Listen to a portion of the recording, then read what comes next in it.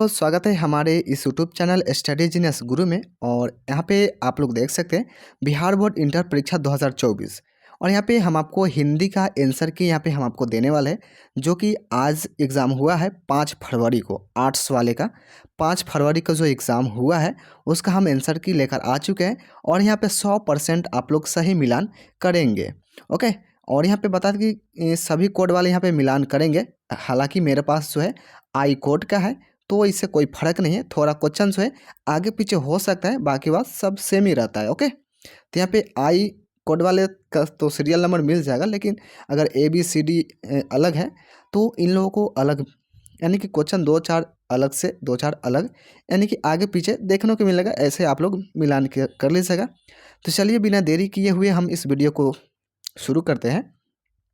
और यहाँ पे थोड़ा लेट हो गया है, लेकिन यहाँ पे सही और सटीक जानकारी आपको दिया जाएगा, एक भी गलत नहीं है। ओके, तो चलिए शुरू करते हैं। और यहाँ पे आप लोग पता कर सकते हैं कि आप लोग कितना में कितना नंबर लाने वाले हैं। तो चलिए शुरू करते हैं। तो यहाँ पे आर्ट्स साइंस वाले भी देख लीजिएगा, ताकि उनको भी पता चल सके कि किस तरीके से सवाल जो है पूछा जाता है। अगर आपके कोई दोस्त कोई फ्रेंड है साइंस वाले, तो उनको आप लोग शेयर ज़रूर कर दीजिएगा, और आर्ट्स वाले हैं उनको भी शेयर ज़रूर कर दीजिएगा, ताकि वो भी मिलान कर लेंगे। तो चलिए यहाँ पे देखते हैं। तो यहाँ पे आप लोग देख सकते हैं हमारा कोड जो है आई है, और देख सकते हैं हिंदी। ओके, चलिए देखते हैं। तो यहाँ पे पहला हमारा क्वेश्चन है, जो कि इस प्रकार है। और यहाँ पे आप लोग देख सकते हैं पहला ही क्वेश्चन है, और बहुत ही मज़ेदार क्वेश्चन है। इसमें से आपको सिर्फ 50 ही क्वेश्चन बनाना है, लेकिन हम यहाँ पे 100 में 100 आपको बतलाएंगे। और हो सके आप कोई 50 में 50 बनाए हैं और 50 छोड़े हैं, ठीक है, लेकिन हम यहाँ पे आपको पूरा 100 बतलाने वाले हैं। यहाँ पे देख सकते हैं पहला हमारा क्वेश्चन है, भगत सिंह निम्न में से किस प्रदेश के थे। तो ये जो थे ये पंजाब के थे। ओके, पंजाब के। चलिए अगला क्वेश्चन यहाँ पे है, वत्सल्य भाव के सर्वोपरि कवि निम्न में से कौन है। तो यहाँ पे जो आपका राइट आंसर होने वाला है वो है सूरदास। ओके, सी नंबर आपका यहाँ पे करेक्ट आंसर है। हो सके तो अपने दोस्तों के साथ शेयर जरूर कर दीजिएगा। अगला हमारा क्वेश्चन है, जयशंकर प्रसाद किस वाद के कवि है। तो ये जो है ना, ये छायावाद कवि थे, ठीक है, छायावाद के। ठीक, अगला है, प्यारे नन्हे बेटे को कविता में लोहा किसका प्रतीक है। तो लोहा जो है ये कर्म का प्रतीक है। डी नंबर यहाँ पे आपका करेक्ट आंसर है। आगे देखते हैं। अगला हमारा है, पुत्र वियोग शीर्षक कविता कैसी रचना है। तो ये जो है शोक गीत है। ए नंबर यहाँ पे आपका करेक्ट आंसर होने वाला है। अगला है, कवियत्री का खिलौना क्या है। तो कवियत्री का खिलौना जो है उसका पुत्र है। इसका ए नंबर करेक्ट आंसर होगा। अगला हमारा क्वेश्चन है, भागलपुर विश्वविद्यालय में उप कुलपति पद का निम्नलिखित में से कौन रहे हैं। ओके, तो यहाँ पे आपका राइट आंसर हो सका ए, रामधारी सिंह दिनकर। अगला हमारा क्वेश्चन है, संपूर्ण क्रांति संभाषण किसने दिया था। तो ये जो दिए थे जयशंकर प्रसाद ने दिए थे। ओके, ए नंबर करेक्ट आंसर होगा। अगला है, निम्न में से गद्य कविता कौन सी है। तो यहाँ पे 9 नंबर है। और ये जो है सभी गद्य, यानी कि ये जो है पद हार्जित पद में क्या है, उषा भी पद में क्या है, गांव का घर घर का हाँ गांव का घर ये भी पद में का है, अधिनायक भी पद में का है। आप लोग देख लीजिएगा, इसमें कोई जो नहीं है जो गद्य में के है, ठीक है, सभी जो है पद का है, देख लीजिएगा आप लोग। चलिए अगला हम देखते हैं यहाँ पे। तो यहाँ पे बहुत ही तेज़ी से हम आपको मिलान कराएंगे, ताकि जल्द से जल्द आप लोग यहाँ पे मिलान कर सकें। अगला है, अधिनायक शीर्षक कविता निम्न में से किस प्रकार की रचना है। तो ये जो है व्यंग्य कविता है। अगला हमारा क्वेश्चन है, उसने कहा था कहानी में किस युद्ध का उल्लेख है। तो ये जो है प्रथम विश्व युद्ध का उल्लेख दिया गया है। ए नंबर करेक्ट आंसर होगा। अगला हमारा क्वेश्चन है, प्रेम के पीर निम्न में से कहे जाते हैं, यानी कि किनको कहे जाते हैं। तो यहाँ पे आपका राइट आंसर हो जाएगा जैसी को कहे जाते हैं। अगला है, हिंदी के एडिशन निम्न में से कौन कहे जाते हैं। तो ए नंबर बालकृष्ण भट्ट को। अगला है, तार सप्तक में संपादक में से कौन है। तो यहाँ पे जो आपका राइट आंसर है वो हो जाएगा अज्ञेय जी। ओके, अगला देखते हैं। अगला हमारा क्वेश्चन है, बाल विवाद संवाद के रचनाकार निम्न में से कौन है। यहाँ पे हमारा आंसर हो सका नामवर सिंह। अगला हिंदी शिक्षा हिंदी साहित्य के किस विधा के अंतर्गत है? तो यहाँ पे आपका राइट आंसर होगा डायरी लेखन। ओके। अगला है पराधीनता के कारण नारी अपने अस्तित्व की अधिकारिणी नहीं रही, शीर्षक पाठ से है। तो ये जो है अर्धनारीश्वर पाठ से है। ओके। चलिए अगला देखते हैं। अगला है तुलसीदास का मूल नाम क्या था? तो तुलसीदास का मूल नाम था जो राम बोला था। ओके। अगला है तुलसीदास का दीक्षा गुरु कौन थे? तो यहाँ पे हो जाएगा नरहरिदास। ठीक है, सी नंबर यहाँ पे आपका राइट आंसर है नरहरिदास। चलिए आगे देखते हैं। चैनल पर नए चैनल को जरूर सब्सक्राइब कर लीजिएगा, ताकि इसके बाद जो है आपको मेरा ही चैनल का ज़रूरत पड़ेगा। ओके। क्योंकि यहाँ पे इंटर से लेके आपको ग्रेजुएशन तक का इंफॉर्मेशन दिया जाता है। ओके। तो आप जो है आप लोग ग्रेजुएशन में एंट्री करेंगे, तो बहुत सारे स्टूडेंट ग्रेजुएशन में एंट्री करेंगे, बहुत सारे है कि ITI करेंगे, पॉलिटेक्निक करेंगे, DLED करेंगे। ठीक है।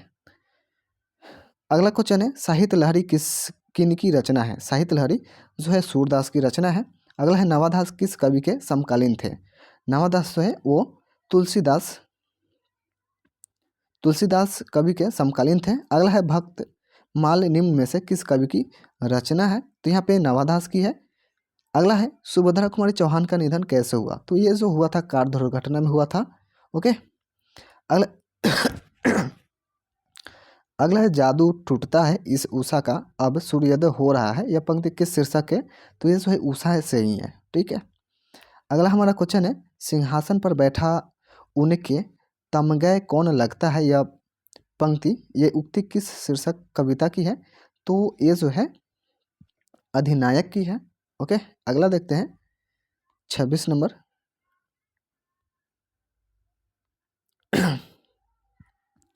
26 नंबर है भोजन करी नंद अचमन लिन्हव मांगत सुर जुठनिया, यह पंक्ति किस शीर्षक कविता की है?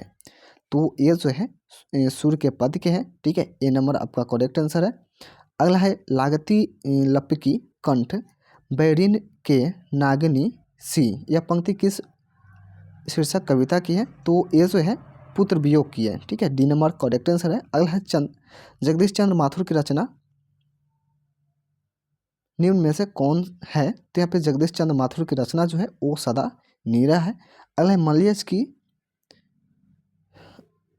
रचना निम्न में से कौन है? तो मलयज की रचना से हंसते हुए मेरा अकेलापन, ए नंबर आपका करेक्ट आंसर है।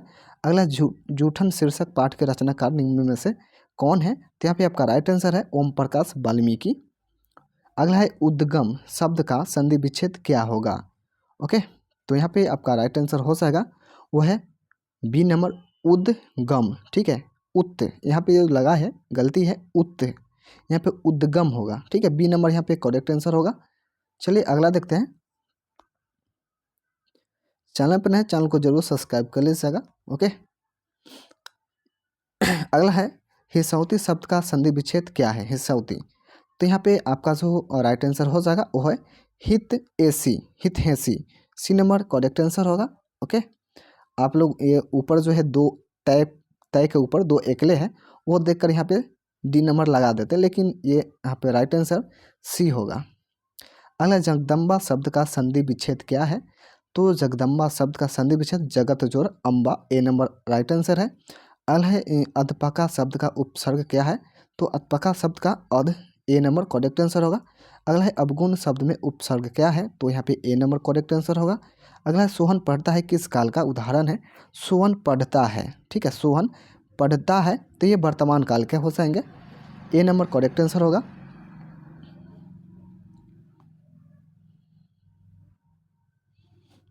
अगला है रवि ने खाया। तो ये रवि ने खाया, जैसे कि आप लोग बोलेंगे रवि ने खाया तो क्या होता है? रवि ने खाया, तो ये भविष्य काल हो जाएगा। ठीक है, रवि ने खाया भविष्य काल। अगला यहाँ पे देखेंगे नरेश आएगा, तो ये भविष्य काल हो जाएगा। ठीक है। अगला है कबूतर छत पर बैठा है, किस कारक का उदाहरण? तो ये अधिकरण हो जाएगा। अगला है बच्चे घर में है, तो ये जो है ये भी अधिकरण हो जाएगा, सी नंबर करेक्ट आंसर होगा। अगला है शिक्षक पाठ के इस तीर शीर्षक पाठ के रचयिता निम्न में से कौन है? तो यहाँ पे आपका राइट आंसर हो जाएगा उदय प्रकाश। ओके, अगला है रोज शीर्षक पाठ के रचनाकार निम्न में से कौन है? तो यहाँ पे ए नंबर राइट आंसर होगा अज्ञेय। ओके, चलिए यहाँ पे अगला क्वेश्चन देखते हैं। मज़ा आए तो एक लाइक ज़रूर कीजिएगा। अगर आपको यहाँ पे 40 नंबर आता है हमारे मिलान से और आपके मेहनत से, तो वीडियो को लाइक और चैनल को सब्सक्राइब जरूर कर लीजिएगा। ओके, अगला यहाँ पे हमारा क्वेश्चन है सिपाही की माँ शीर्षक पाठ के रचयिता निम्न में से कौन है? तो ये जो है मोहन राकेश है, डी नंबर यहाँ पे आपका करेक्ट आंसर है। अगला करवक शीर्षक कविता के कवि निम्न में से कौन है? तो यहाँ पे आपका राइट आंसर है जयसी। Okay, JC, JC. अगला है अधिनायक शीर्षक कविता के कवि निम्न में से कौन है? तो अधिनायक जो है ये रघुवीर सहाय जी का है। अगला है गांव का घर शीर्षक कविता के अनुसार पंचायती राज में कौन खो गया? तो पंचायती राज में जो है पंच परमेश्वर खो गया। अगला गांव का घर कविता किस संग्रह से ली गई है? तो ये ए नंबर आपका राइट आंसर है संस्यात्मा। ठीक है, ए नंबर करेक्ट आंसर है। अगला हमारा क्वेश्चन है कात्यायनी महाकाव्य के रचनाकार निम्न में से कौन है? तो यहाँ पे राइट आंसर है जय शंकर प्रसाद। ओके, चलिए 50 और क्वेश्चन बाकी है। अगला है रामचरितमानस महाकाव्य के रचयिता कौन है? तो यहाँ पे जो आपका राइट आंसर हो जाएगा वो हो जाएगा तुलसीदास। अगला हमारा क्वेश्चन है बंसुधारा गोभी मानव और धर्माध मानव एक ही सिक्के के दो पहलू है, यह पंक्ति किस शीर्षक पाठ से है? तो ये जो है ना, ये ओ सदा निराश से है। ए नंबर आपका करेक्ट आंसर है। अगला है बिना पानी शब्द कौन सा मास है? बिना पानी, तो यहाँ पे हो जाएगा बहुब्रीहि। अगला है मानवता शब्द कौन संज्ञा है? तो ये हो जाएगा मानवता। ठीक है, मानवता। तो यहाँ पे आपका राइट आंसर है भाववाचक। अगला हीरा शब्द कौन संज्ञा है? हीरा शब्द, तो हीरा जो है द्रव्यवाचक हो जाता है। अगला यहाँ पे हमारा क्वेश्चन है अगला क्वेश्चन है देख सकते हैं भारतीय शब्द कौन संज्ञा है? भारतीय शब्द। ओके, तो यहाँ पे जो हो जाएगा ये व्यक्तिवाचक हो जाएगा। भारतीय, भारतीय व्यक्तिवाचक होता है।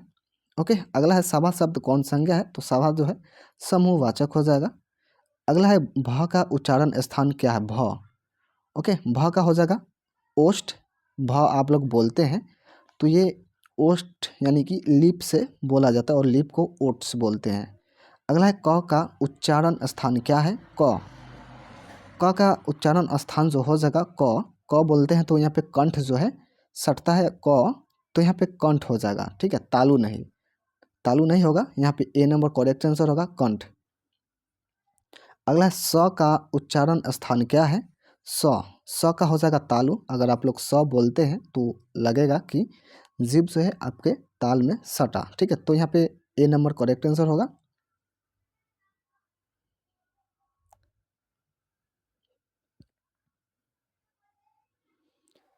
चलिए यहाँ पे हमारा अगला क्वेश्चन है और देख सकते हैं अर्थ के आधार पर संज्ञा कितने प्रकार के हैं, यानी कि कितने भेद हैं? तो यहाँ पे 5 भेद हैं। अगला है जो स्त्री अभिनय करे के लिए एक शब्द, तो यह हो जाएगा अभिनेत्री। ठीक है, अगला है परिश्रम शब्द का विलोम, तो परिश्रम शब्द का विलोम है विश्राम होगा।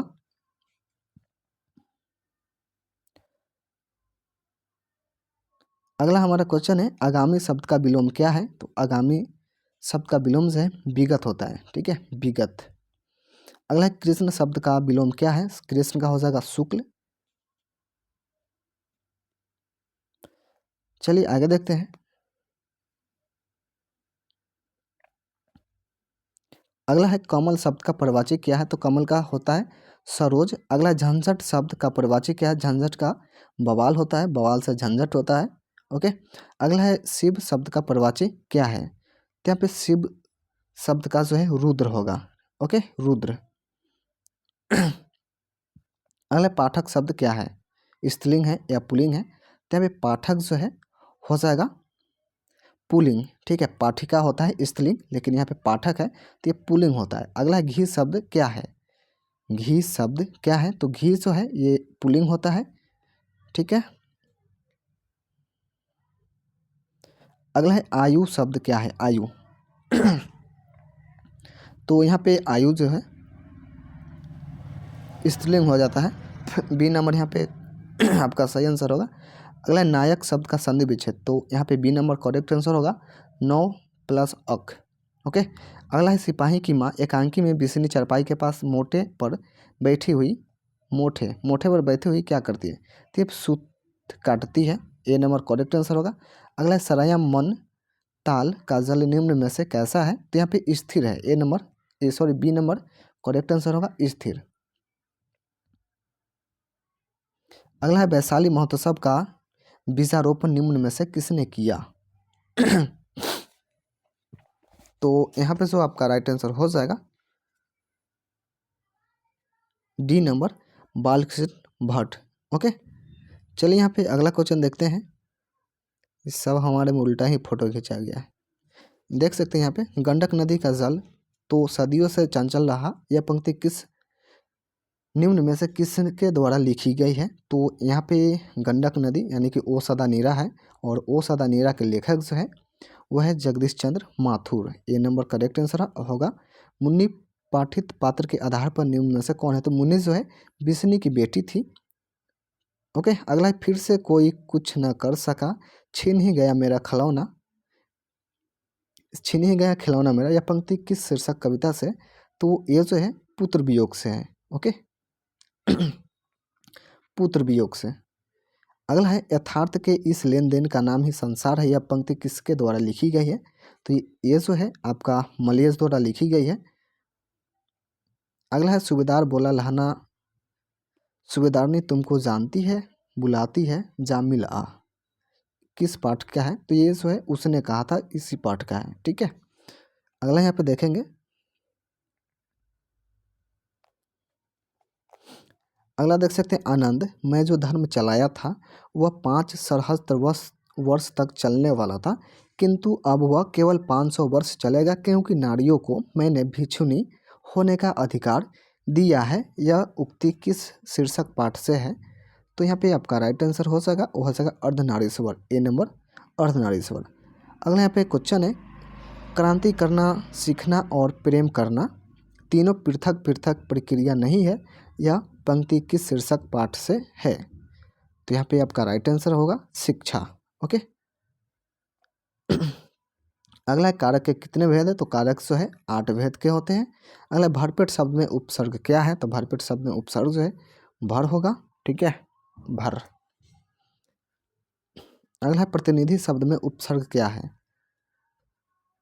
तो प्रतिनिधि में प्रति होगा। चलिए अगला देखते हैं।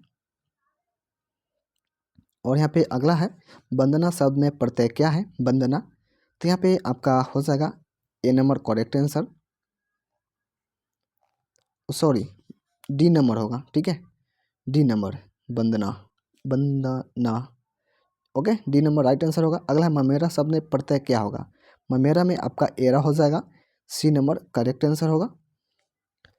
अगला है कवि शब्द का स्त्रीलिंग रूप, तो यहाँ पे आप लोग देख सकते हैं कवियत्री, कवियत्री, आपको कौन से ये में सही लगता है पहले कमेंट करके तब हमको बतलाइएगा।